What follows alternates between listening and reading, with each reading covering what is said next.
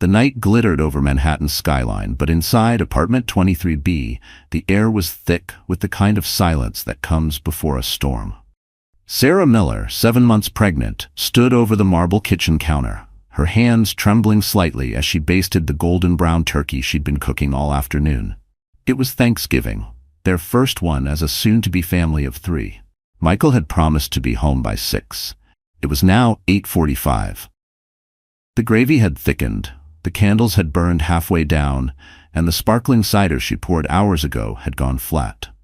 The only sound in the apartment was the steady tick of the Cartier clock he'd bought to mark the beginning of their forever. Funny how forever had started to feel like an expiration date. Sarah tried to brush away the thought. He's probably stuck in traffic, she told herself. But the words felt empty. She looked around the table. 2 crystal glasses, fine china, the silver cutlery he'd chosen for future holidays together. Every piece felt like a lie tonight. Her iPhone buzzed. Michael? Emergency meeting. Don't wait up. Love you. She froze. Michael worked in real estate finance. There were no emergency meetings at 9 p.m. on Thanksgiving. Her heart thudded, not with anger but with that quiet intuition women feel before betrayal has a name. She tried calling him. No answer. She called her best friend, Lily Harper, hoping for comfort. Hey, it's me, Sarah said, forcing a laugh. He's still not home. Guess I'm having Thanksgiving for 2. Lily's voice was syrupy sweet. Oh babe, men are clueless. Don't stress. Eat, rest. He'll be back before dessert. But Sarah heard something off, the faint hum of a piano in the background. A hotel piano. She remembered the sound from the Park Hyatt lounge, where Michael once took her for their anniversary. Her chest tightened. She looked down at the counter where his AirPods sat charging, still connected to her phone. With a trembling thumb, she tapped the connection. For a moment, there was silence, then a man's voice. Michael's voice. I told you, I'll handle it after the holidays, he said, low and sure. Lily giggled softly. Handle what? The wife or the baby? Sarah's world tilted.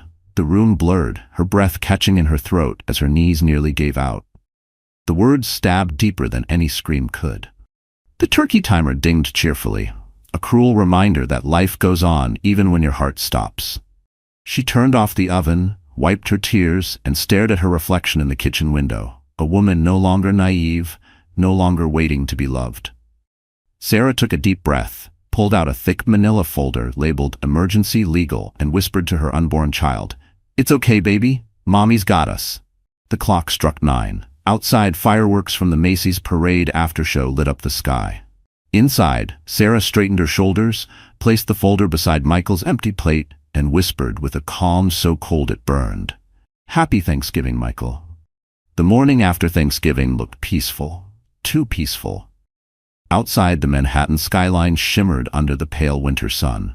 Inside, Sarah Miller sat at the kitchen table, her swollen feet resting on the cold marble floor, staring at the untouched leftovers. The golden turkey she'd spent hours preparing now sat dry and cold inside a Tiffany blue casserole dish. Michael hadn't come home. No text, no call, just silence. Sarah's phone buzzed. It was her mother, calling from Connecticut. Sweetheart, how was your first Thanksgiving as a family? Sarah swallowed hard. It was quiet, she said softly, tracing her finger over a crack in the table. She couldn't tell her mother that the man she married, the man she trusted, was likely in a hotel bed with her best friend. No mother should hear that her pregnant daughter ate dinner alone while her husband whispered love to someone else. As she hung up, the morning light glinted off the wedding photo hanging above the mantel. The picture was perfect. Sarah in a white lace gown, Michael in a tailored black suit, both smiling like the world was theirs. It had been taken at the Plaza Hotel ballroom 3 years ago. That day, she believed in forever. Now forever felt like a cruel joke. Sarah picked up her phone again. There were no new messages. She opened the Find My iPhone app. Michael's location was still pinned at Park Hyatt, Manhattan. Room 1912. She memorized it, then turned off the screen. No need to see more than she already knew. Her hands instinctively rested on her belly. The baby kicked softly, as if reminding her that she wasn't alone. Not entirely.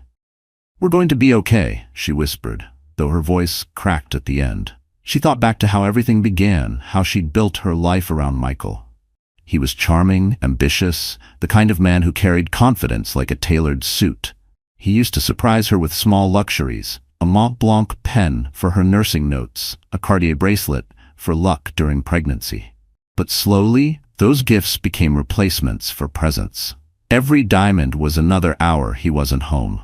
Sarah had done everything to be the good wife. She reduced her nursing shifts to part-time at his request for the baby. She learned to cook fancy dishes he could post on Instagram. She smiled at his business dinners, even when they bored her to tears. She told herself this was love, that good wives endure bad seasons. But that night, as she replayed Lily's laugh through the AirPods, she realized the truth. She wasn't a wife anymore. She was an accessory in Michael's curated life, the soft, loyal woman he showed off at parties, the one who'd stay home while he chased attention elsewhere. A knock at the door startled her. She hesitated, heart pounding, before opening it. It was the doorman, holding an envelope. "Mrs. Miller?" This was dropped off by courier. Said it was urgent. Her name was handwritten on the front, Sarah Miller, in Lily's handwriting. Inside was a simple card. "You deserve better. Please don't hate me, things just happened." For a moment Sarah couldn't breathe. The air in her chest turned sharp. The handwriting, once familiar, comforting, now felt like venom on paper. Her vision blurred. She gripped the edge of the counter to steady herself. And then, she laughed. Not a bitter laugh, but something hollow and eerie, like glass cracking. "Things just happened," she repeated under her breath. "You happened to my husband, you happened to my family." Her phone buzzed again, this time from an unknown number. A text popped up. "Mrs. Miller, this is Grace Mitchell, attorney at law. Your cousin reached out. I believe we should talk." Sarah stared at the message. For the first time in 24 hours, she exhaled. Maybe this wasn't the end. Maybe it was just the beginning of her fight. The following Monday, snow threatened Manhattan, dusting the rooftops like powdered sugar. Sarah Miller sat at a small corner table inside a Starbucks on Lexington Avenue, her hands wrapped around a paper cup of peppermint mocha. Across from her sat Grace Mitchell, sharp suit, calm eyes, and a presence that made even chaos listen. Grace didn't waste time. "Your cousin filled me in. You're 7 months pregnant, your husband's been unfaithful, and the other woman is your best friend. Do you have proof?" Sarah nodded, sliding her iPhone across the table. Voicemail. Messages. I heard them together through his AirPods. He's at the Park Hyatt, room 1912. Grace's expression didn't flicker. "Good. Keep those recordings backed up. From now on, everything you say or send matters. Every text, every call." She paused, leaning forward slightly. "He's planning to leave, isn't he?" Sarah swallowed. "After the baby's born." Grace sighed, scribbling notes with a Mont Blanc pen that gleamed under the cafe lights. "Then we move first. You file before he does. The court favors stability, and he abandoned you on Thanksgiving. That's gold for us." Sarah blinked, overwhelmed. "Grace, I don't want revenge. I just want peace." Grace met her gaze, voice low. "Peace comes after you win, Sarah, not before." The words hung between them, sharp and true. For a moment, Sarah thought about how she met Lily Harper 15 years ago at UCLA. They shared a dorm, split rent, and swore they'd never let a man come between them. When Sarah got engaged, Lily was her maid of honor, crying louder than anyone at the wedding. They had friendship bracelets engraved sisters by choice. Now that bracelet lay in Sarah's jewelry box, next to the ultrasound photo she once sent to Lily with the caption, "Auntie, he's waving."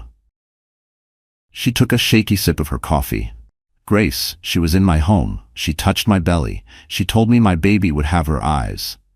Grace's expression softened just a little. "Women like that don't just betray you, Sarah. They study you. They learn your weaknesses before they strike." The words hit hard. Grace continued, flipping through her planner. "I want you to do 3 things. First, stop calling him. Let his silence build your case. Second, document your expenses, everything tied to the baby. Third," she looked up, eyes narrowing, "find out what assets he's hiding. A man who cheats usually hides money too." Sarah nodded, her pulse steadying for the first time in days. It felt strange, this cold clarity replacing heartbreak. Grace stood, gathering her files. "I'll draft the petition. You'll review it tomorrow. And Sarah, don't tell anyone, not even your friends. Isolation is your protection now." As Grace left, Sarah sat alone by the window, staring out at the gray city. Snowflakes melted against the glass, vanishing before they touched the ground. Her phone buzzed again, a message from Michael. "Can we talk?" I think we both overreacted. Sarah stared at the text. For years, she would have responded instantly. Tonight, she deleted it. Moments later, another notification lit up her screen, an email confirmation. Reservation, Park Hyatt, room 1912, extended through Friday. The ache in her chest twisted into something new. Not pain, but purpose. Sarah whispered to herself, "All right then. Let's see how far you're willing to go, Michael." Outside, snow began to fall heavier, covering the streets in white, as if the city itself was preparing for a storm. Friday came with biting wind and a sky heavy with snow. Manhattan moved slower that morning, but Sarah Miller's heart pounded faster than ever.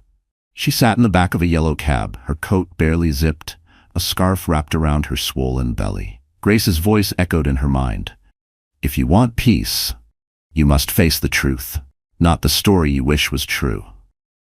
The cab stopped in front of the Park Hyatt, the same hotel where she and Michael had spent their first anniversary, the same place he now shared with her best friend.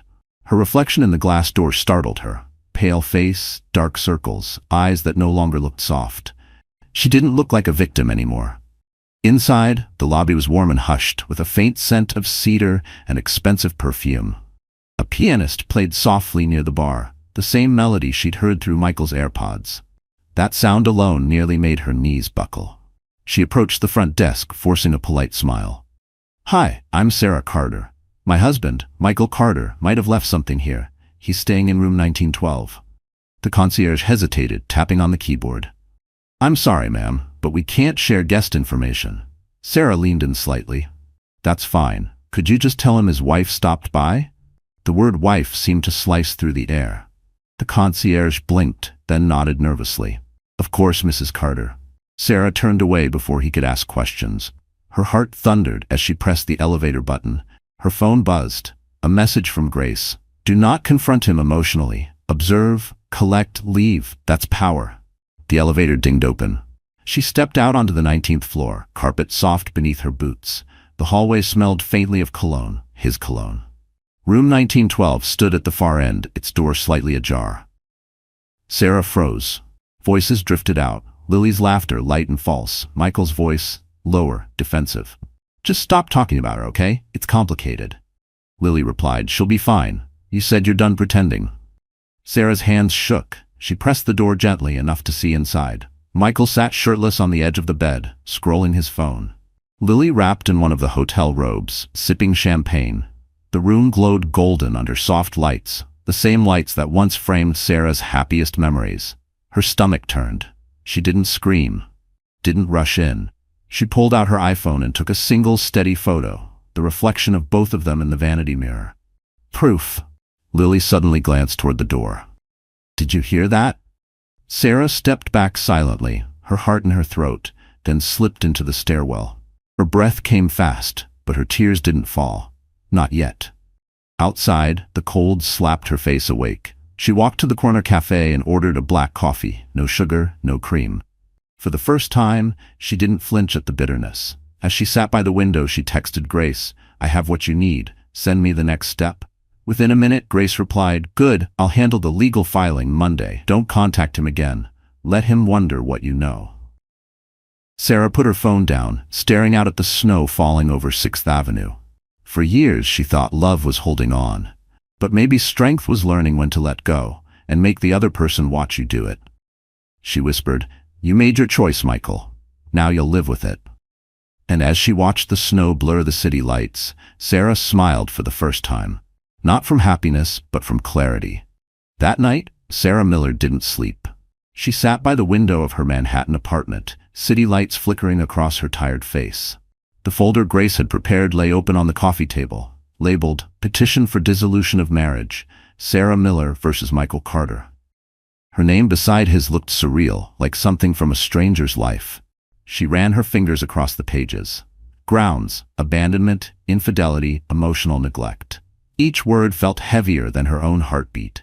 A part of her wanted to call him, to scream, to demand an explanation, to force him to see what he'd done. But Grace's words echoed in her head. "Don't waste your pain on noise. Turn it into evidence."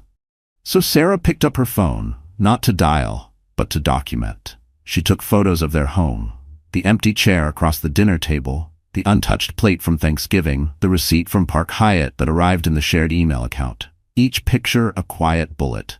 At midnight, the elevator chimed, Michael's keycard. Her breath caught. He stepped inside, smelling of whiskey and guilt. His shirt untucked, his expression somewhere between nervous and annoyed. "You're awake," he said flatly, as if she were the one breaking curfew. Sarah stayed seated, calm. "Did your meeting go well?" He hesitated, then smirked. "Sarah, don't start. You've been emotional lately. It's the pregnancy hormones, okay?" Her jaw tightened. That line again, the one every unfaithful man uses to make his wife doubt her own sanity. She stood slowly, the weight of her pregnancy grounding her in place. "You missed Thanksgiving. You lied. And I know where you were." His eyes flickered, just a second, but enough. "You've been checking up on me? That's unhealthy, Sarah." Her laugh was short and sharp. "So is sleeping with my best friend." Silence. Then his mask cracked. "It wasn't like that. You've been so distant. I needed someone to talk to. Lily was just a replacement," she finished for him. He rubbed his temples, frustrated. "You're overreacting. You're turning this into drama when it doesn't have to be." Sarah walked to the kitchen counter, her movements measured, almost graceful. She poured a glass of water, placed it down, then slid a thick envelope across the counter toward him. "What's this?" "Reality," she said. "Grace Mitchell, my attorney, will handle everything from now on. You'll get official notice Monday morning." Michael opened the envelope. Divorce papers, financial statements, a copy of the hotel receipt, and one photo, the reflection of him and Lily in the hotel mirror. His face went pale. "You followed me?" "No," she said simply. "You made it easy." For the first time he looked scared, not of losing her, but of what she could do to his reputation. "You don't want to do this, Sarah. You'll regret it."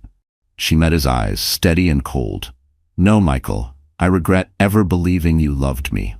He slammed the envelope onto the counter and stormed out, the sound of the door echoing through the apartment like a gunshot. Sarah exhaled, her hands trembling as adrenaline left her body. The baby kicked softly as if sensing her mother's resolve. She whispered to her belly, "We're safe now. He can't touch us anymore." Outside, snow fell heavier, blanketing the streets below. Inside, the last candle from Thanksgiving flickered out. The war had begun, and Sarah for the first time wasn't afraid of the fight. The next morning, Sarah Miller woke to the sound of silence, the kind that doesn't comfort, but crushes. The apartment felt foreign, stripped of warmth. The smell of Michael's cologne still lingered faintly in the air, a cruel ghost of routine. For a moment, she wished she could pretend none of it had happened. That last night was just another argument that would fade by morning. But the divorce papers on the counter reminded her otherwise. Her body ached from exhaustion. Her eyes burned. She tried to stand, but a sharp pain sliced through her back. The baby kicked, a desperate reminder that she wasn't just fighting for herself anymore. She steadied her breath and whispered, "We're okay, little one. Mommy's here." Sarah forced herself into the shower, letting the hot water sting her skin awake. She stood under the stream until the fog on the mirror turned thick, until the reflection disappeared.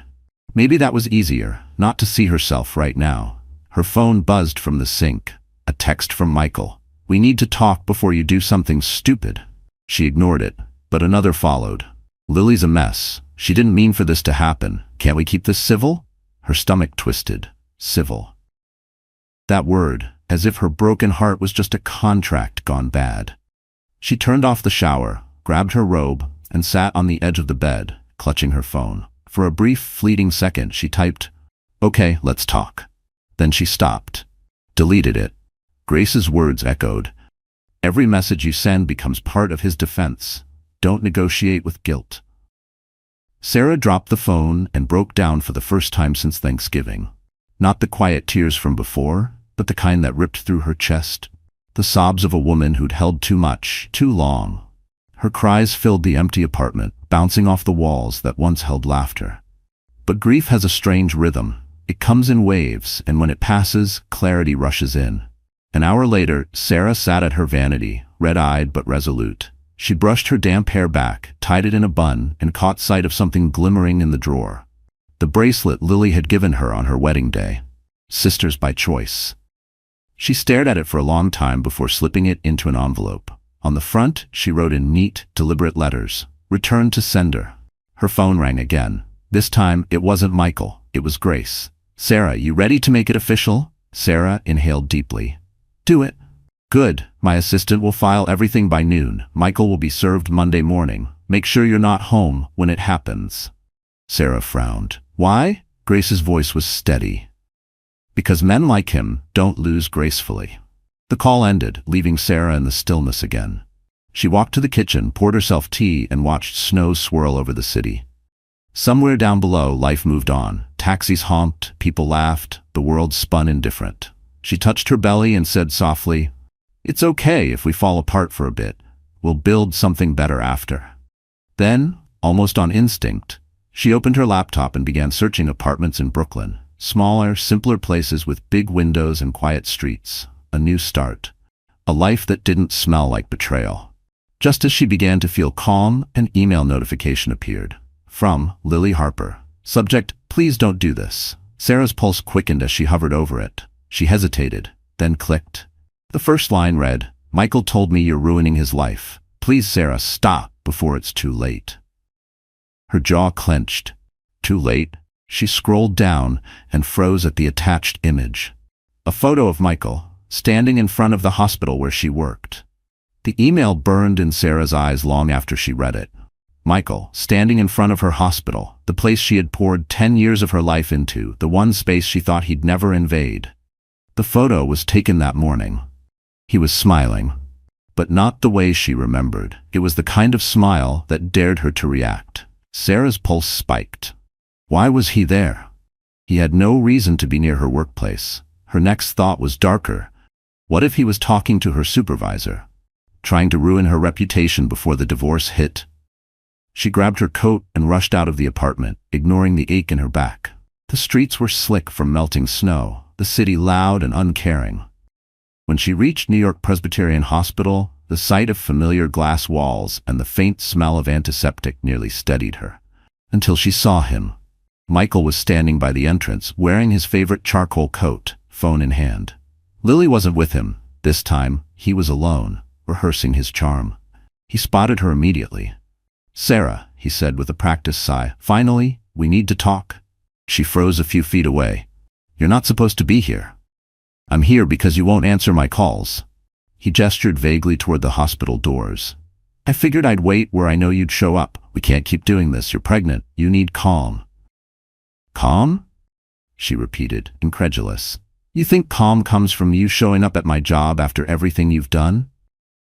He lowered his voice. "You're making a mistake, Sarah. Lawyers like Grace Mitchell will drain you dry. I'm offering peace. No drama. We can handle this privately." There it was again.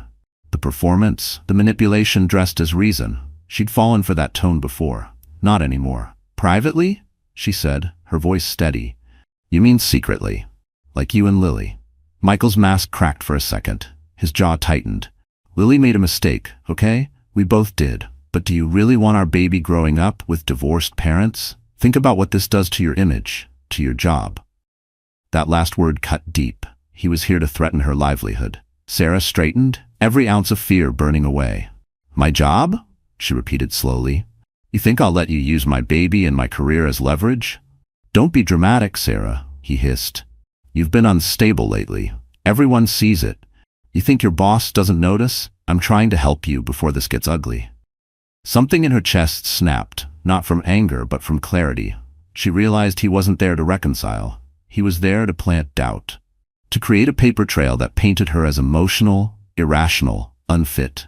Grace's voice echoed in her mind. Men like him don't fight fair. Sarah reached into her purse and tapped her phone's voice recorder. "Go ahead," she said calmly. "Say what you came to say." Michael blinked, realizing too late. "Sarah, don't," but she smiled faintly. "Too late." He stepped closer, voice dropping to a whisper. "You're not as smart as you think. You'll regret this." A security guard appeared near the door. "Everything all right here, ma'am?" Sarah didn't look away from Michael. "Yes, my husband was just leaving." The guard turned to him. "Sir, you'll need to step back." Michael's jaw clenched, but he complied, backing toward the street. "You're making an enemy, Sarah." "No," she said quietly. You made one the moment you touched my best friend." He left, coat whipping behind him in the wind. Sarah exhaled, legs trembling, but her hand never left her belly. The baby kicked softly. "Alive, steady, safe." She whispered, "He wants war? Then he'll get it." And as she walked into the hospital, snow began to fall again. Thin and relentless, like the truth that would soon bury him. The encounter at the hospital left Sarah Miller shaken, but strangely alive. For the first time since Thanksgiving, fear wasn't the loudest voice in her head. Purpose was. Still, when she got home that evening, the apartment felt smaller than ever. Every object carried a ghost. The wedding photo, the framed ultrasound, even the half-finished baby mobile hanging over the crib. She walked straight to the bedroom and stood before the full-length mirror. The woman staring back looked nothing like the gentle nurse who used to wait up for her husband. Her eyes were red, her face pale, her body swollen from pregnancy and grief. She whispered to her reflection, "This isn't who I am, not anymore." With trembling hands, she pulled open the closet. Michael's suit still hung there, perfectly pressed, navy, charcoal, black. She grabbed the first one, tore it off the hanger, and threw it into a trash bag. One by one, she stripped the closet clean, his shoes, his cufflinks, his cologne. The scent of betrayal burned her lungs. When the last hanger clattered to the floor, she sat down, gasping for breath. It wasn't rage, it was release. The baby kicked softly, and Sarah smiled through tears. "You're my reason, not my weakness," she whispered. Her phone buzzed. "Grace." "Sarah, how are you holding up?" "Surviving," she said honestly. "Good. I filed the petition this morning. He'll be officially served by noon tomorrow. I also reached out to a private investigator, in case we need financial evidence. Are you okay with that?" Sarah hesitated. "You think he's hiding money?" Grace's tone was dry. "Men like Michael always do." "Do it," Sarah said firmly. "Whatever it takes." After the call, Sarah sank into the couch and opened her laptop. She searched for prenatal yoga classes and support groups for single mothers. It felt surreal, planning a new life while her old one was still smoldering. Then she saw it, an online support group titled The Phoenix Mothers, Rising from Broken Marriages. She clicked join. The group chat was full of women from all over the country, lawyers, waitresses, doctors, mothers, each with a story of betrayal, survival, and rebirth. One post stood out. "The first thing you lose in a toxic marriage is yourself. The first thing you must rebuild after is also yourself." Sarah read it 3 times. It was simple, but it hit deep. She stood up, walked back to the mirror, and took a photo. Her bare face, tired eyes, hair tied back. No filters, no smiles. She uploaded it to the group with a single caption. 7 months pregnant. He cheated with my best friend. Today, I threw out his clothes. Tomorrow, I start again. Within minutes, messages poured in. "You're stronger than you think. One day, your baby will thank you for leaving." The comeback always hits harder than the heartbreak. For the first time, Sarah didn't feel alone. Later that night, she pulled out a small notebook from the drawer, one Michael had bought her years ago, engraved with her initials in gold. She opened to the first blank page and wrote, "Day 1, becoming me again." Then, line by line, she listed her goals. Find a new place. Stay calm for the baby. Don't answer Michael. Don't fear Lily. Remember, pain is temporary. Dignity is permanent. When she finished, she closed the notebook and placed it beside her bed. Outside, the snow had stopped. The city lights shimmered against the glass, soft and golden. Sarah looked out the window, her reflection blending with the skyline. The woman in the mirror wasn't broken anymore. She was reborn. And somewhere deep inside, she knew the real revenge wasn't destroying them. It was rebuilding herself in front of them. The next morning, Sarah Miller woke to a knock at the door. Gentle, hesitant, but persistent. For a split second, she thought it was Grace's assistant dropping off legal papers. But when she looked through the peephole, her blood ran cold. Lily Harper. Her once best friend stood in the hallway clutching a Starbucks cup and a paper bag like peace offerings. Her usually perfect blonde hair was unkempt, and her eyes were swollen as if she'd been crying for days. Sarah didn't open the door right away. She let Lily knock again. Finally, she pulled the door open just enough for her voice to pass through. "What do you want?" Lily's lips trembled. "Please, Sarah, I just need 5 minutes." Sarah's hand gripped the doorframe. 5 minutes for what? To justify sleeping with my husband? To tell me it just happened? Tears spilled down Lily's cheeks. It wasn't supposed to. Stop, Sarah snapped, voice sharp.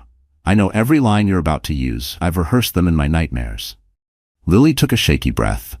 I'm sorry, I swear I never wanted to hurt you. Michael said you were drifting apart. He said you didn't. Sarah laughed bitterly. Of course he did. He's good at rewriting history. And you, Lily, you believed him because it suited what you wanted. Lily flinched. He said he was leaving you. He was, Sarah said, her voice steady. But not before the baby was born. Not before I'd lose everything. You were supposed to be my sister, Lily. You were supposed to protect me. Lily's tears came harder. I made a mistake. Please, don't destroy him. He's already panicking about the divorce. You'll ruin his career.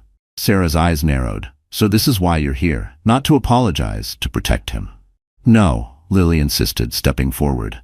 I'm scared. He's not who you think he is. He's angry, Sarah. He blames you for everything.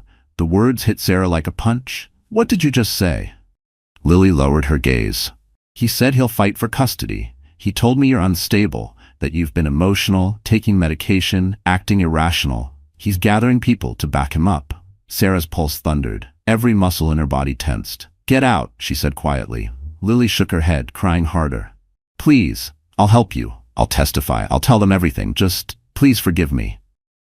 Sarah looked at her, really looked at her, and for a moment, she didn't see a friend or an enemy.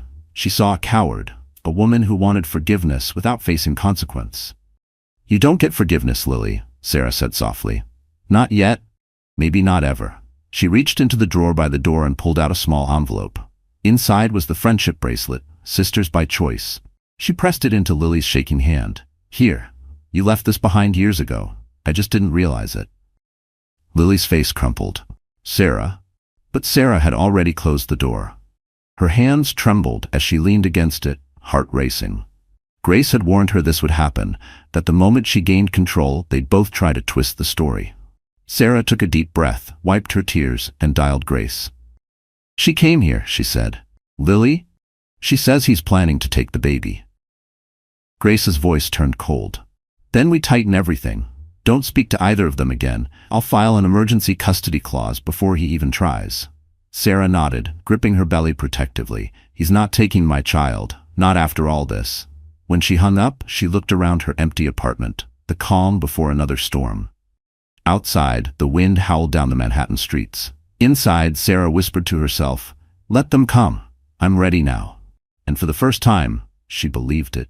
The next day, Manhattan glowed cold and metallic under the December sun.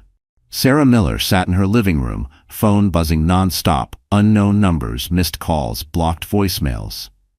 Michael was clearly spiraling. Grace had warned her, when men like him lose control, they get desperate, expect manipulation. At 11 a.m., her phone lit up again. This time, it wasn't Michael. It was Dr. Klein, her supervisor at the hospital. Sarah, can you come in for a quick meeting, he asked, his tone polite but formal. A familiar chill ran down her spine. She'd worked with Dr. Klein for 6 years, and he never called her on weekends. Of course, she said carefully. Is everything all right? Yes, just some HR matters. See you at 1. She hung up, heart pounding. Something felt wrong. 2 hours later, Sarah arrived at the hospital. The sterile scent, once comforting, now made her stomach twist. She walked into the administrative office and froze. Michael was sitting there, perfectly calm, in a navy suit, a folder in his hand. Dr. Klein looked uncomfortable. Sarah, thank you for coming. Your husband reached out with some concerns about your health and workload during pregnancy. Her vision blurred with rage. He what? Michael stood, voice smooth and sympathetic. I was just worried about her, that's all. She's been under tremendous stress, mood swings, erratic behavior. I thought the hospital should know, just in case it affects her patients. The audacity of it hit like ice water. He was trying to build his custody case, to make her look unstable, even at work. Sarah's throat burned, but she stayed composed.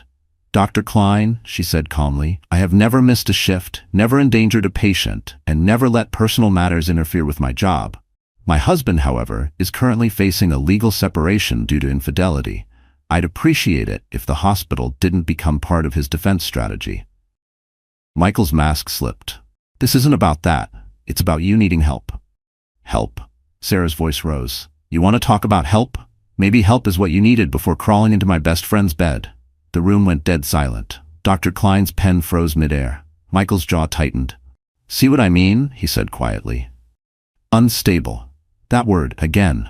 Unstable. As if every woman who'd ever been betrayed must also be broken. Sarah forced herself to inhale deeply, then smiled faintly. "If I'm unstable, then maybe you shouldn't have left your credit card receipt at the Park Hyatt, room 1912. I hear the staff there have excellent memories." Michael's face drained of color. Dr. Klein blinked, realizing the gravity of what was happening. "All right, I think we're done here," he said quickly. "Sarah, take the rest of the day off." Sarah nodded and turned to leave, but before she stepped out, she looked at Michael and whispered, "You can't control me anymore." He leaned close, just enough for her to hear. "You'll regret this, Sarah. You have no idea what I'm capable of." She met his gaze, eyes steady. "Neither do you." She walked out without looking back, the sound of her boots sharp against the tile, each step a declaration that she was done being small. Outside, the sky had darkened. Snow began to fall again, slow and silent. Sarah stood by the hospital's glass doors, breathing in the cold air. She wasn't crying, she was planning. By the time she reached home, her phone buzzed with a message from Grace. He made his move. Now it's our turn. Sarah sat on the couch, hand on her belly, whispering to her unborn child, "He thinks he's God, but even gods fall." The snow kept falling, soft but relentless, just like her resolve. That night, Manhattan pulsed with the quiet rhythm of snow and traffic. Inside her dimly lit apartment, Sarah Miller sat cross-legged on the floor, surrounded by papers, receipts, and folders Grace had sent earlier that evening. The walls felt like witnesses, silent, patient, waiting for her next move. Grace's voice echoed from their phone call. "He's playing dirty, so we play smarter. We need documentation, financial trails, and witnesses." Sarah flipped through a stack of bank statements. Michael's income from Carter Real Estate Group was steady, too steady for the kind of lavish lifestyle he flaunted. Expensive dinners, designer watches, weekend business trips. The math didn't add up. She highlighted multiple hotel charges, Park Hyatt, Four Seasons, the Langham, all within weeks of each other. Then she found something new, a wire transfer to Harper Marketing LLC, Lily's company. Sarah's heart skipped. It wasn't just betrayal of love, it was financial fraud disguised as consulting. Grace had been right. Michael wasn't only unfaithful, he was reckless. Her phone buzzed. Grace again. "Find anything?" "Enough to bury him," Sarah said quietly. "Good. Email everything to me. I'll forward it to the investigator." Sarah hesitated. "Grace, he went to my boss today, tried to paint me as unstable." "I know," Grace replied calmly. "That's why we document his instability. He's trying to provoke you. Don't bite. Let him hang himself with his own lies." Sarah nodded, feeling both fear and fierce purpose. Hours passed. Midnight crept in. The city hummed below her window. Then, just as she was organizing the final stack of documents, her phone buzzed again. An incoming video call. "Michael." She froze, then declined. Seconds later, a text appeared. "Answer me, Sarah. You're making a fool of yourself. Lily's done with this drama. She left town. You still have a chance to fix this quietly." Sarah stared at the words. Lily left town? Guilt, maybe, or fear. Either way, it didn't matter. Another message popped up. "You don't want me as your enemy." Sarah felt the old instinct. Fear, the kind that made her small. But then she saw the ultrasound photo pinned to the fridge. Her baby. Her reason. She steadied herself and typed back, "You already are." Almost instantly, her phone rang again. Unknown number. She didn't answer. A voicemail came through. Michael's voice, slurred and angry. "You think Grace can save you? She'll take your money and leave you broke. You can't win against me, Sarah. You're nothing without me." Sarah replayed the message twice, saving the recording to her evidence folder. "Proof," she whispered to herself. "Keep talking, Michael. Every word is a weapon, and you're handing them to me." At 2 a.m., her doorbell rang. She froze. Her building had strict security. No one could come up unannounced. She checked the peephole. An envelope lay on the floor. No one in sight. Inside was a single piece of paper. A printed photo of her sitting at the hospital cafeteria, hand on her belly, unaware she was being watched. On the bottom, someone had scrawled, "You can't hide forever." Sarah's blood ran cold. She locked the door, double-checked the windows, and called Grace immediately. "He's stalking me," she said, voice trembling. Grace's tone hardened. We'll get a restraining order first thing in the morning. Do not leave your apartment alone. Keep every message, every photo." Sarah hung up, her heart pounding. She sat on the couch, clutching her belly, whispering, "You're safe. Mommy won't let him win." Outside, Manhattan's lights blurred through falling snow. Inside, Sarah stared at the photo again. And for the first time, she didn't just see fear. She saw evidence. He thought he'd intimidate her. He'd just given her the rope to end him. The next morning, the city woke to freezing rain that glazed the streets like glass. Sarah Miller barely slept. Every creak in her apartment felt like a threat. Every car door outside made her flinch. The photo left at her door still sat on the counter. The words, "You can't hide forever," etched into her mind like a scar. At 8 a.m., Grace Mitchell called. Her voice was sharp, all business. "Sarah, listen carefully. Don't go anywhere alone. My driver's coming to pick you up in 30 minutes. We're going straight to the courthouse to file the restraining order." Sarah nodded, even though Grace couldn't see her. "He's getting worse," she whispered.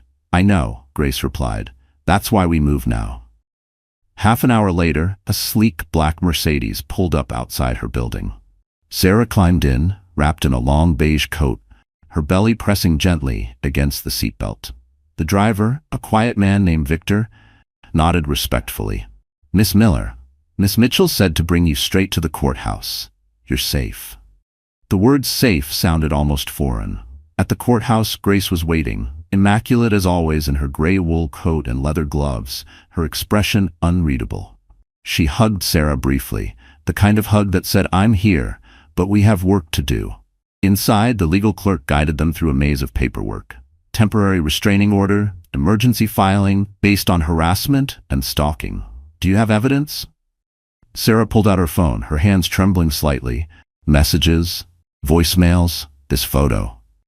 Grace spread everything across the counter with surgical precision. "He's violated privacy and made direct threats. That's enough for an emergency order."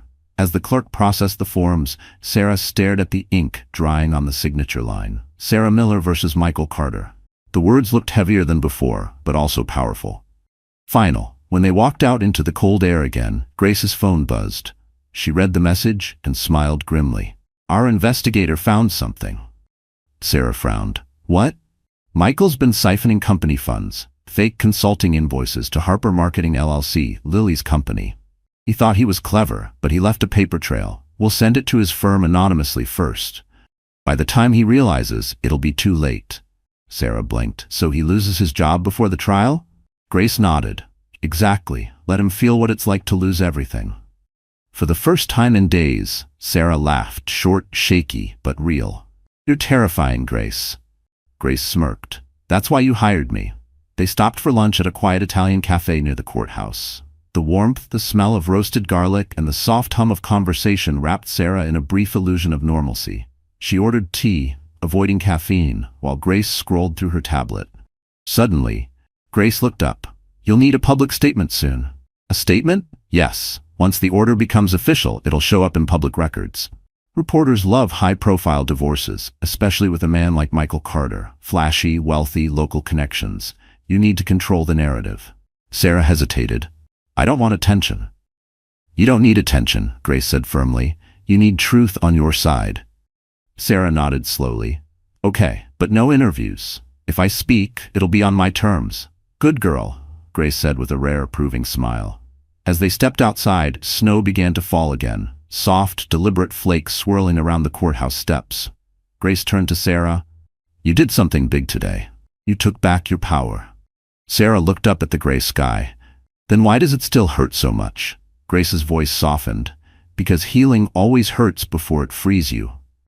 They stood there in silence, snow dusting their coats, two women against the storm, one broken, one forged by fire, both learning that survival wasn't about staying quiet anymore.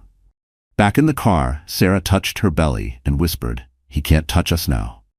For the first time, she believed it. 3 days later, Manhattan's skyline gleamed like steel under the winter sun. Sarah Miller sat in her apartment, sipping decaf coffee while scrolling through her emails. Her name was everywhere now, not in tabloids, but in the legal filings, the bank reports, the paper trail Grace's investigator had built brick by brick. Michael Carter's empire was cracking. At 9 a.m. Grace called.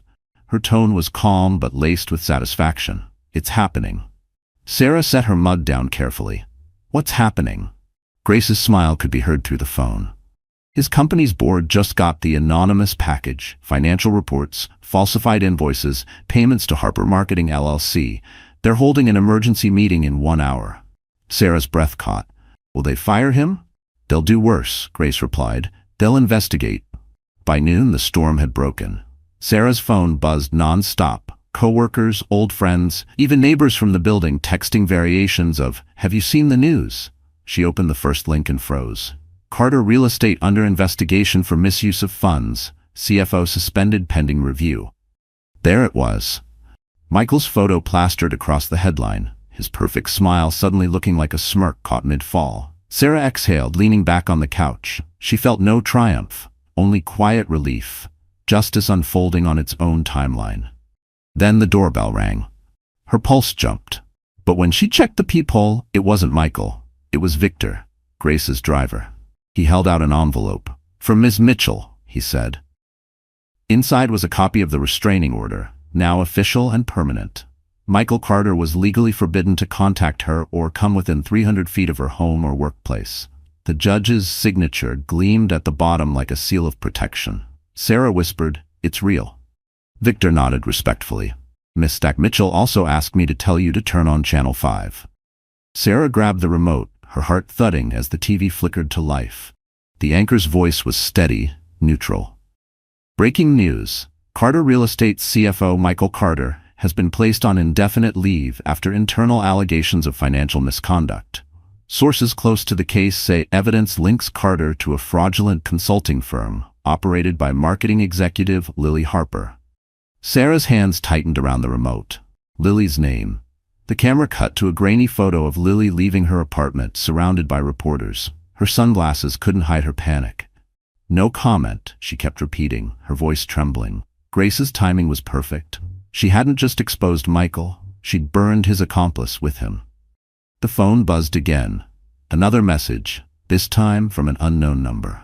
Against her better judgment, Sarah opened it. "You think you've won? But this isn't over." She stared at the text. No name, no number, but she knew the tone.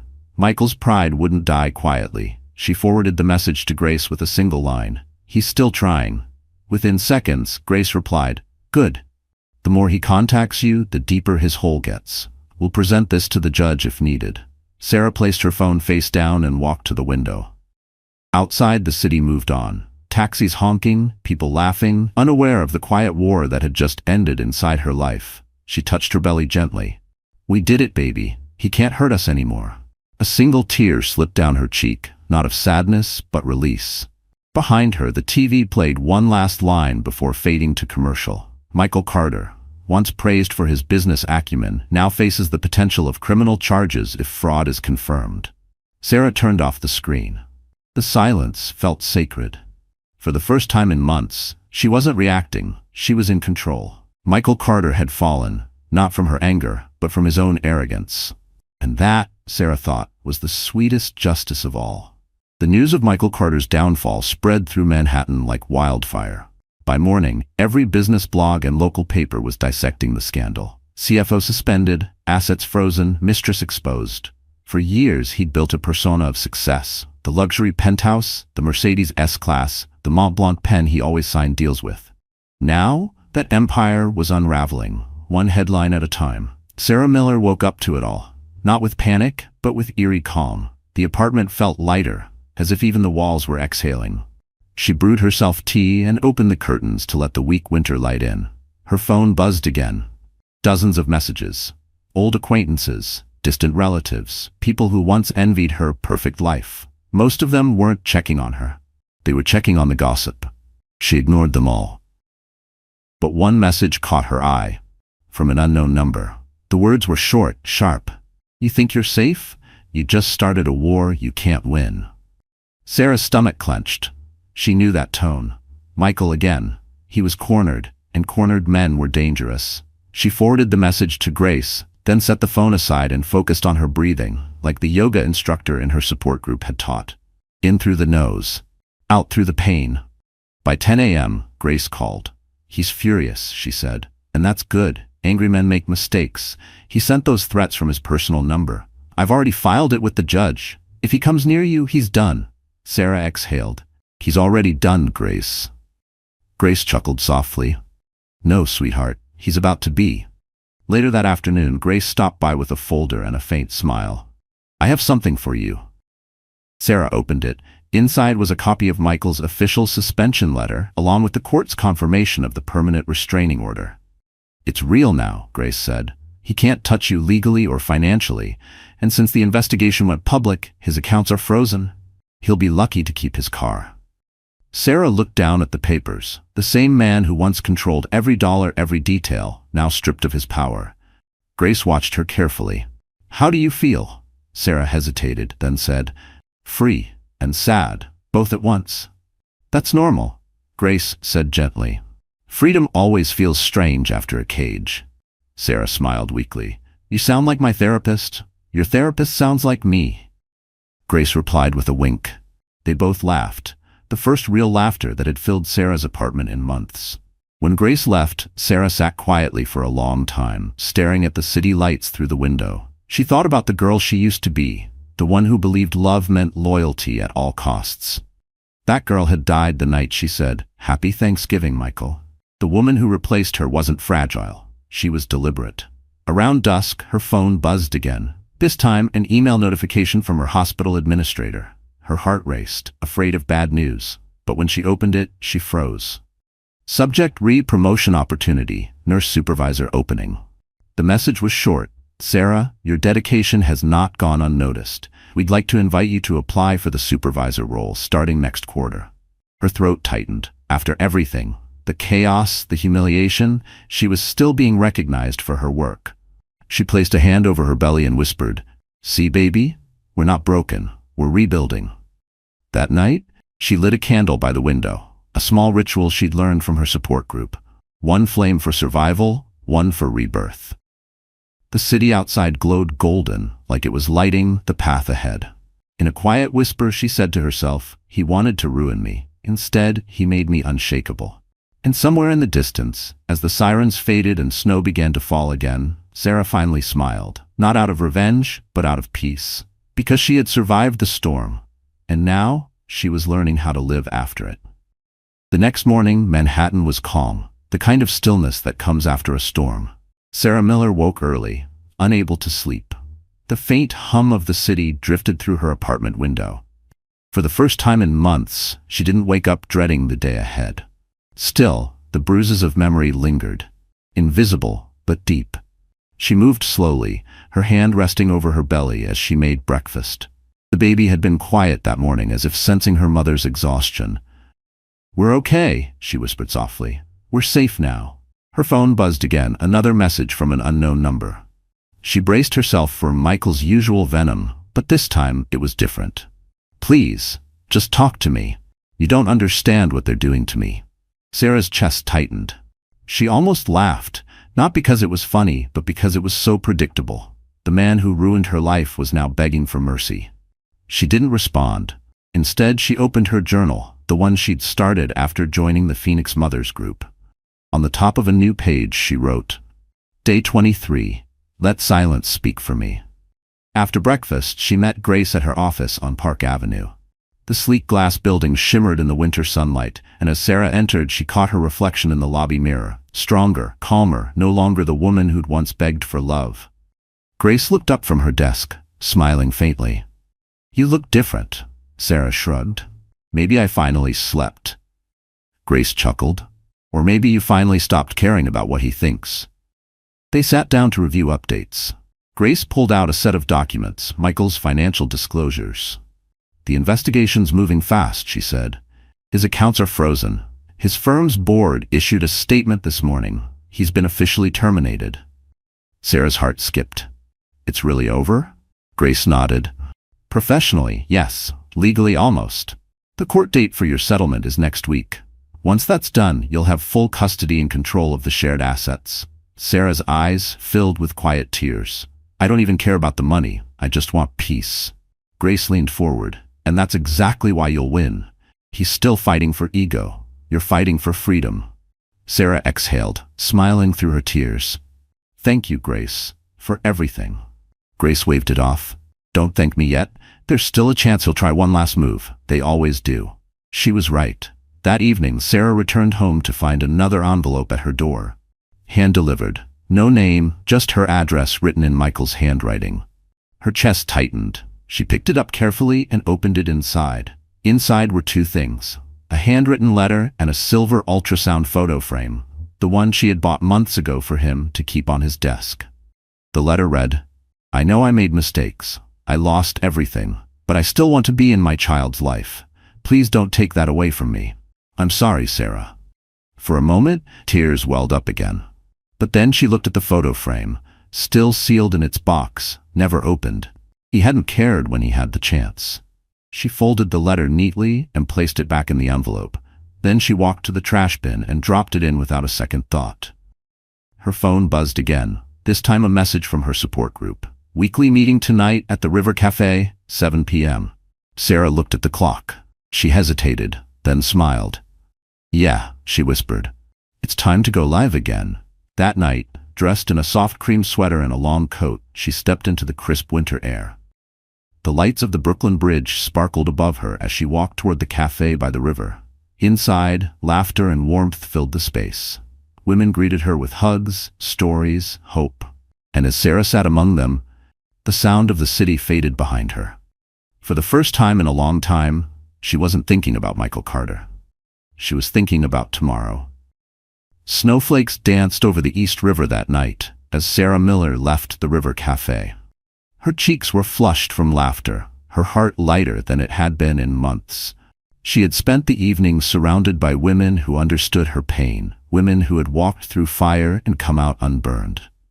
For the first time, Sarah didn't feel like a victim. She felt like a survivor. But survival, she was about to learn, doesn't come without one final test. When she reached her apartment building, the lobby was quiet. The doorman, Mr. Peters, smiled kindly. "Evening, Mrs. Miller. Congratulations, by the way." Sarah blinked. "Congratulations?" he chuckled. "Saw your name on the news scroll. The court granted your restraining order and full custody request. The city's talking about it." Sarah smiled softly. "Thank you." She took the elevator up to her floor, the hum of machinery filling the silence. But as the doors slid open, her stomach clenched, the hallway lights flickered, and her front door was slightly ajar. Her heart froze. She stepped closer, her pulse racing. "Hello?" she called, voice trembling. No answer. She pushed the door open slowly.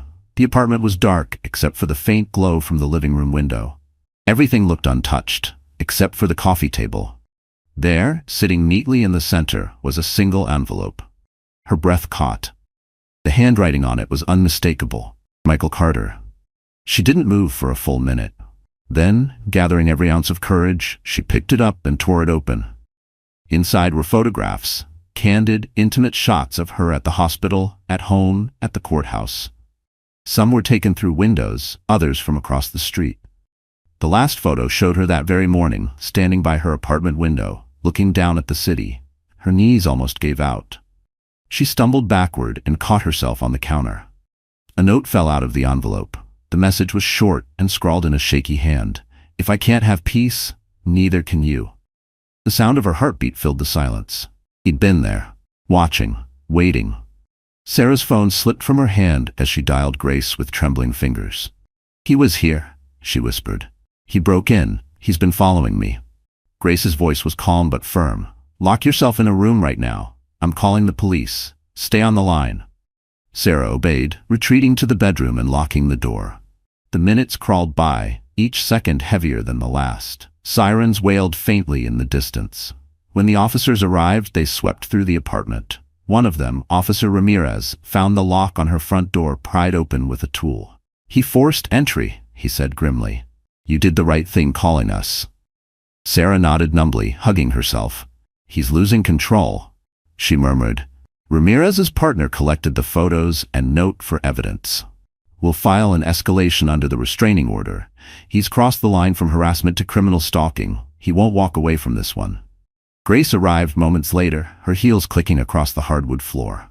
She pulled Sarah into a rare tight hug. "You're okay," she whispered. "He's finished." Sarah's voice cracked. "How do you know?" Grace stepped back, her eyes steely. Because he just committed the one act that proves everything we've been saying. Obsession.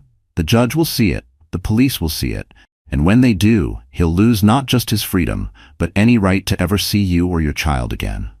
Sarah exhaled shakily, tears spilling down her cheeks. The fear slowly drained, replaced by exhaustion and relief. As the officers left, she walked to the window, watching their patrol car disappear into the falling snow. The city lights shimmered below, indifferent yet beautiful. She whispered to her unborn child, "That was his last move. Ours is tomorrow. We start over." Behind her, Grace nodded, eyes softening. "And this time, he can't touch a thing." For the first time in a long time, Sarah believed her. A week later, the courtroom on Center Street buzzed with whispers. The media had caught wind of the case. The pregnant wife versus the disgraced CFO. Cameras flashed outside the marble steps, reporters shouting questions Sarah Miller didn't answer. She kept her head down, a soft beige coat draped over her shoulders. Grace Mitchell by her side like a silent shield. Inside, the air was heavy. Michael Carter sat at the defendant's table, his once polished look now dull. His expensive suit couldn't hide the dark circles under his eyes. He looked smaller, like a man who had lost his empire and was now scrambling to salvage his pride. Sarah refused to look at him. Not out of hatred, but because she simply didn't care anymore. Grace leaned close, whispering, "Stay calm. Let the evidence do the talking." The judge entered, stern and composed. "Court is now in session." Michael's lawyer stood first, slick and rehearsed. "Your Honor, my client disputes the harassment claims. He admits emotional conflict but denies any intent to cause harm." Grace rose smoothly. "Your Honor, we have documented proof that Mr. Carter violated the restraining order, broke into Mrs. Miller's residence, and left threatening messages. We also have photographic evidence and voice recordings." The judge nodded. "Proceed."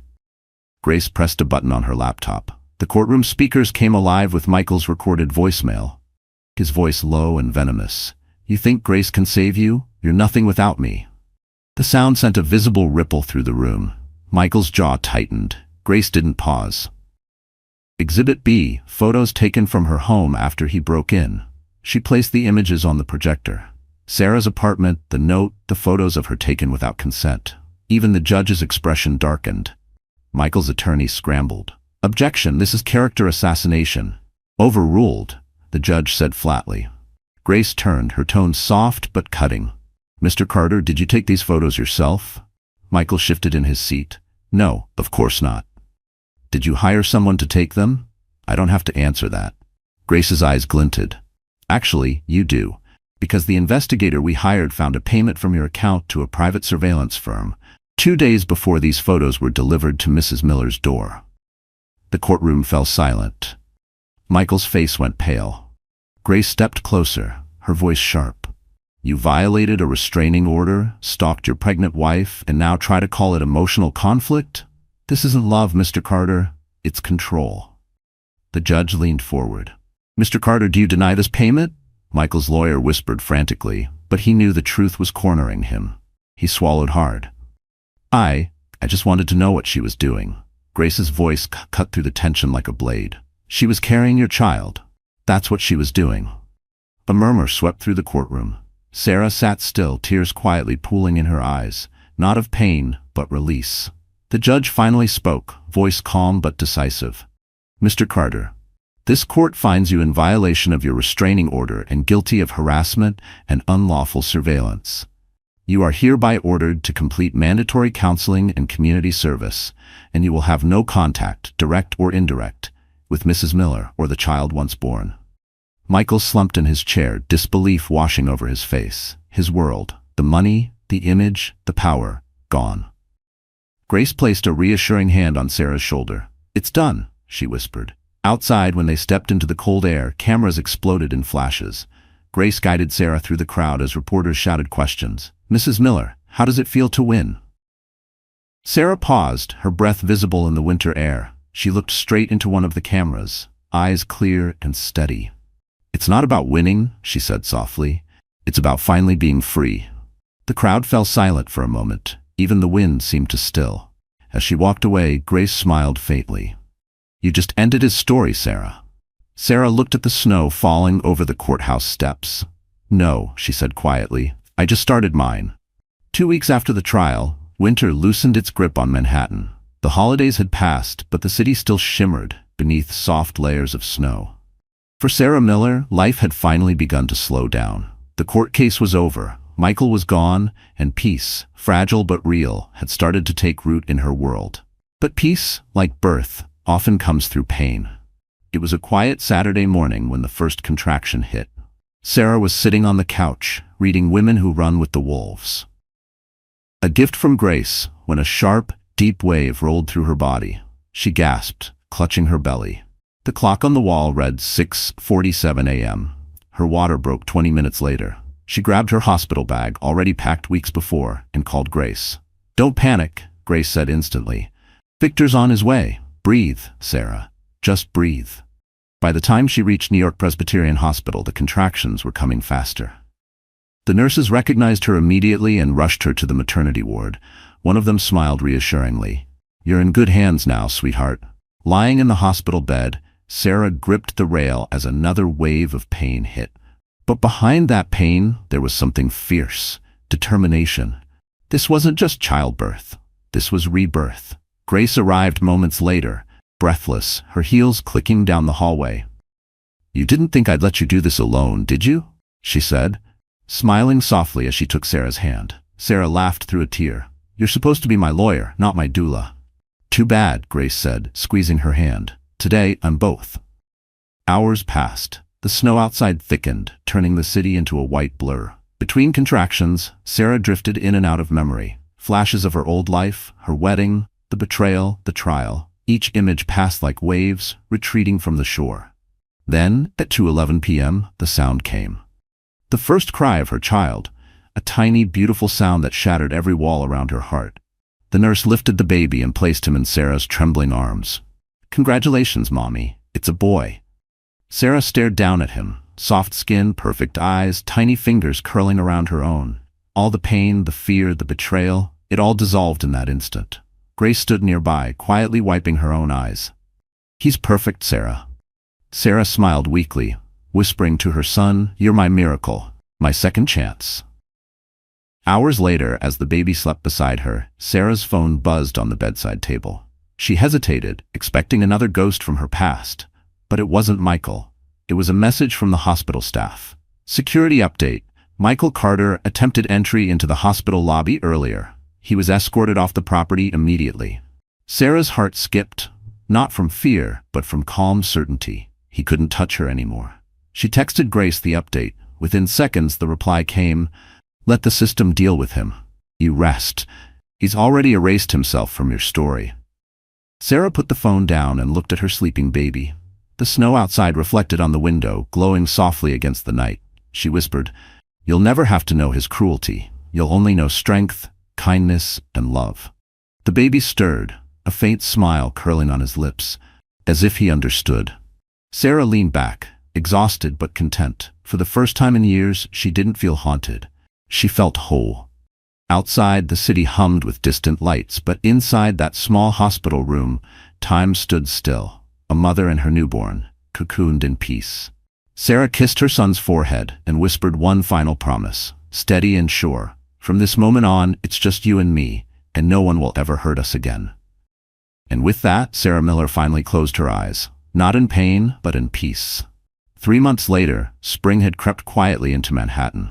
The snow was gone, replaced by budding trees and sunlight spilling through the high-rise windows of Sarah Miller's new apartment in Brooklyn Heights. Her life had changed completely. Smaller, simpler, but peaceful. The baby, named Ethan James Miller, slept soundly in a white bassinet by the window. The morning light caught his tiny face, soft and calm, a reflection of the safety she'd fought so hard to create. Sarah sat at her desk, sipping lukewarm coffee, the faint aroma of vanilla filling the room.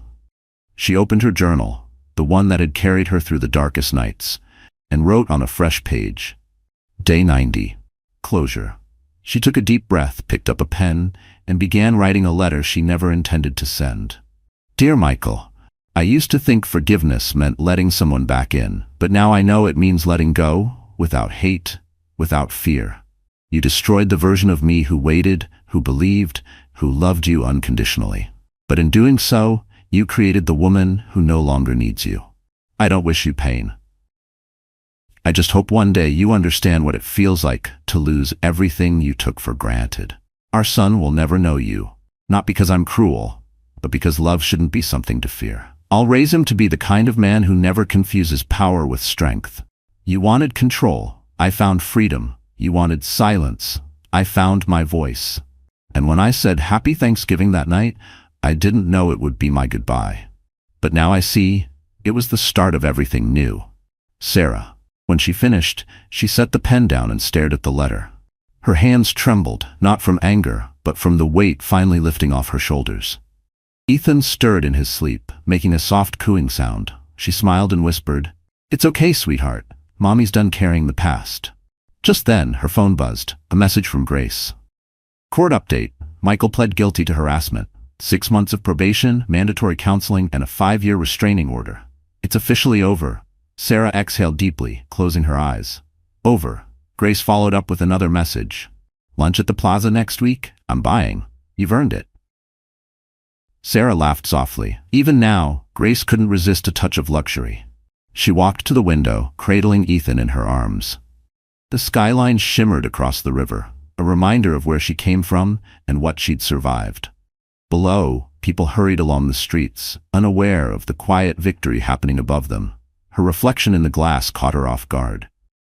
Gone was the woman who'd once lived in fear, who'd begged for love from someone unworthy. The woman staring back at her now was calm, confident, whole. She picked up the letter again, folded it neatly, and tucked it inside her journal. Some things, she whispered, don't need to be sent. They just need to be said. Then, as if on cue, Ethan opened his eyes and looked up at her. His gaze was pure, unburdened, full of trust. Sarah smiled, kissing his forehead. You're my new beginning, she whispered. My proof that light always finds its way back. Outside, a gentle breeze stirred the curtains. The city moved forward, just like she was. Sarah looked out one last time, her voice barely a whisper. He chose my best friend. But life chose me. And this time, it wasn't pain that filled her chest. It was peace. Real, earned peace. 1 year later, the golden leaves of Central Park swirled in the crisp November breeze as Sarah Miller pushed Ethan's stroller along the winding path.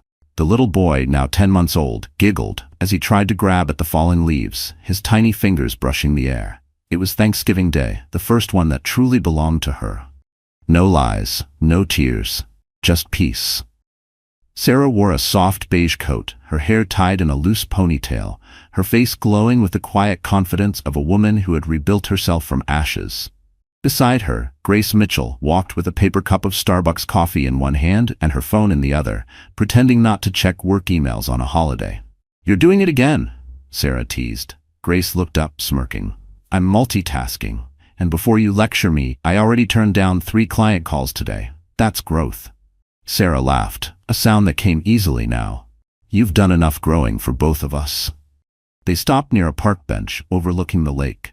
The skyline shimmered in the distance, sunlight glinting off glass towers, a reminder of everything Sarah once feared and now faced without flinching. Grace handed her a small gift bag. Before you say no, it's not legal paperwork. Sarah raised an eyebrow. Inside was a silver bracelet engraved with 2 words, still standing. Her throat tightened. Grace. You earned it, Grace said softly. You survived him. You survived the noise, and you did it with grace. No pun intended. Sarah smiled, blinking away tears. I couldn't have done it without you. Maybe, Grace said, sipping her coffee, but you're the one who stayed standing. They sat in comfortable silence for a while, watching Ethan babble happily in his stroller. A group of families nearby laughed over a picnic, the scent of roasted turkey and cinnamon filling the air. Sarah's gaze drifted upward to the sky, the same sky that had watched her the night everything fell apart. And she realized something she'd never understood before. Peace doesn't arrive in grand gestures. It comes quietly, like breath after crying. Grace nudged her gently. You know, the press still calls him the fallen CFO. He's living with his brother in Jersey now, doing odd accounting jobs. His name's basically blacklisted. Sarah didn't flinch. That's not my concern anymore. Grace studied her for a moment, then smiled. Good answer. Sarah looked at Ethan, his blue eyes wide with wonder as he watched a bird land nearby. "He's my future now," she said softly. "Michael was just the lesson." Grace chuckled. "A very expensive lesson." Sarah laughed, shaking her head. "Worth every scar." Later that afternoon they stopped by the River Cafe, the same place Sarah had gone after everything collapsed. But now the view of the Brooklyn Bridge felt different, brighter, alive. Inside, the hostess smiled warmly. "Table for two and a little one?" Sarah nodded, settling Ethan into a high chair. The waiter arrived with champagne for Grace and sparkling cider for her. "To new traditions," Grace toasted. "To peace," Sarah replied, clinking her glass gently. Outside the window, the city shimmered under the golden sunset. It was the same Manhattan that had once broken her. But now, it was hers again. As dinner ended, she pulled out her phone and opened her journal app. On a new page, she typed, "Day 365, Thanksgiving. 1 year ago, I said goodbye to the man who broke me. Today, I give thanks for the woman I became instead." She saved the entry, then leaned down to kiss Ethan's forehead. "Happy Thanksgiving, my love," she whispered. "We made it." The baby cooed softly, clutching her finger as if to say he already knew. And as the lights of the city flickered to life, Sarah Miller smiled. Not as the woman who was left behind, but as the one who rose. Her story hadn't ended in heartbreak. It ended in freedom. The rain poured over Manhattan like a confession. It was late evening, and Lily Harper sat alone inside a tiny cafe on 9th Avenue, her reflection trembling in the fogged-up glass. Her once perfect manicure was chipped, her phone screen cracked. She hadn't slept properly in weeks. Outside, a digital billboard still flashed her name, not in lights of success, but in shame. Lily Harper under federal investigation for financial fraud. Her coffee sat untouched, cold, like the silence that had followed her since Michael Carter turned on her. She thought of him often, not with love, but with disbelief. The man who once whispered promises in hotel rooms now refused to answer her calls. When the investigators came, he gave them everything. Her invoices, her emails, her signature on every falsified transaction. He saved himself by destroying her. The irony was cruel. She had betrayed Sarah to feel powerful, and now she was powerless because of him. Her lawyer's words echoed from earlier that morning. "If you cooperate, you'll avoid prison. But your career's over, Lily. No firm will touch your name again." She'd nodded numbly, pretending to understand, but truthfully, she hadn't heard anything after "your career's over." A gust of wind rattled the cafe door. She looked up, startled, half expecting to see him walk in. But it was no one. Just the ghost of her choices. Her phone buzzed, an email notification from Sarah Miller. Her heart stopped. Hands trembling, she opened it. It wasn't a message, just 2 words and a photo attachment. "Goodbye, Lily." The photo was of Sarah holding her newborn son, eyes peaceful, smile radiant. There was no anger in her face, no trace of vengeance, only strength. That was the moment Lily broke. Not because Sarah hated her, but because Sarah didn't. Tears spilled freely down her cheeks. The bitterness that had consumed her finally turned into something else. Regret. She whispered to no one, "I wanted your life, Sarah, and I ruined mine trying to take it." The cafe was closing. The waiter approached gently. "Miss, we're shutting down for the night." Lily nodded weakly, packing her things into a worn-out leather bag. Her once luxury world had shrunk to a few essentials: a phone, a wallet, and a reputation that could never be cleaned. As she stepped outside, the rain hit her face like absolution. She walked aimlessly through the streets, past store windows reflecting who she used to be: confident, envied, untouchable. Now, she was invisible. A headline from a nearby newsstand caught her eye. "Sarah Miller Foundation launches program for women recovering from toxic relationships." Lily stared at the words for a long moment. Then she smiled faintly. Sad, small, but real. Sarah hadn't just survived. She had turned her pain into purpose. Lily looked up at the night sky, rain dripping from her lashes, and whispered, "You won, Sarah. And you deserve to." Then she walked toward the subway, disappearing into the crowd. No camera, no spotlight, just another soul learning her lesson too late. And as the city lights blurred around her, one truth finally sank in. She hadn't lost everything because of Michael. She'd lost everything the day she chose to betray a woman who only ever loved her like family. So that's it, my friends. The story has come full circle. If you're still here, still watching at this very moment, it means something in Sarah's journey touched your heart in a quiet, honest way. Maybe it reminded you that pain doesn't define you, it refines you. Life will break us, yes, but as Marcus Aurelius once said, the obstacle is the way. Every betrayal, every heartbreak, every ending carries the seed of a new beginning, if we choose to see it. Sarah's strength wasn't born from revenge. It was born from acceptance, from learning to stand in the storm without losing her softness. We all have a Thanksgiving night in our lives, a moment when everything we trusted falls apart. But that night is not the end. It's the start of becoming who we were always meant to be. So if you're healing, keep going. If you're rebuilding, keep believing. And if this story made you feel even a little less alone tonight, don't forget to like, share, and subscribe. Because somewhere out there, another soul needs this reminder too. You are stronger than what broke you.